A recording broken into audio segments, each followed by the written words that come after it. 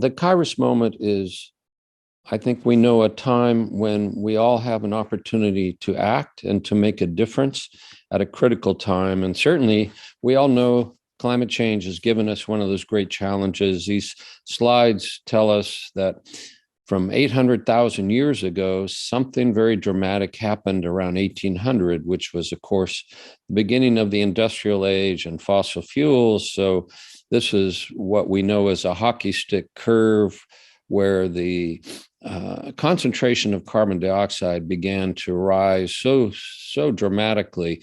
And even in the second graph, you can see that despite the pandemic, we still are rising.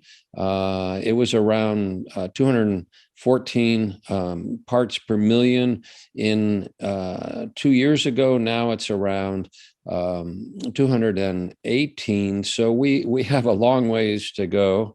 Next slide, Pastor Jeff.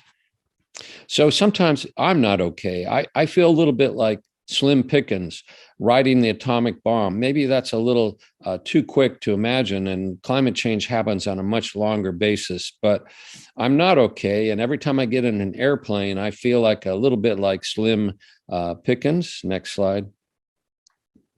And so what to do? We all feel this challenge. I think that how can we make a difference? It's such a great, enormous task ahead. And so there's this story of a hummingbird, which is about in a huge forest that's being consumed by fire.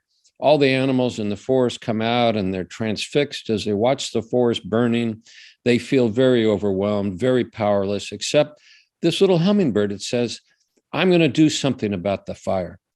So it flies to the nearest stream and takes a drop of water. It puts it on the fire and goes up and down and up and down and up and down as fast as it can.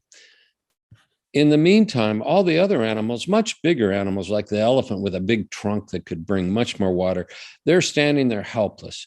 And they are saying to the hummingbird, what do you think you can do? You are too little. This fire is too big. Your wings are too little and your beak is so small that you can only bring a small drop of water at a time. But as they continue to discourage it, it turns to them without wasting any time and it tells them, I am doing the best I can. And that to me is what all of us should do. We should always be like a hummingbird. I may be insignificant, but I certainly don't want to be like the animals watching the planet go down the drain. I will be a hummingbird. I will do the best I can. These words from Wangari Maathai many years ago. So what can I do? Well, I know I feel this guilt when I go on these so-called humanitarian missions. And, for example, in the course of a year, an average car releases around 4.6 metric tons of carbon dioxide. A typical household is around 7.5 metric tons.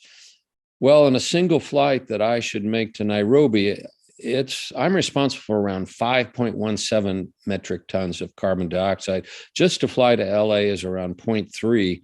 So what can I do? How do I face this? And the good news is, can I pay for my sins? Well, maybe I can do something to alleviate my guilt. And what I can do is go to Green Mountain Energy, and there I can pay for my offset. So typically that would cost me somewhere in the range of $100 for a flight to Nairobi, only around $5 for a flight to Los Angeles. But I think what we all can do is, when we're going on a flight, give some thought. And if you're ever interested in this, contact me or Susie Claxton, who's the president of the Green Team for Niles Discovery Church, and we can share these websites with you. And finally, I just want to say that maybe I'm just a single little hummingbird, and in our next slide, that when we all come together and work together, we can make a difference and we can make the change. And thank you for this opportunity to give a Kairos moment.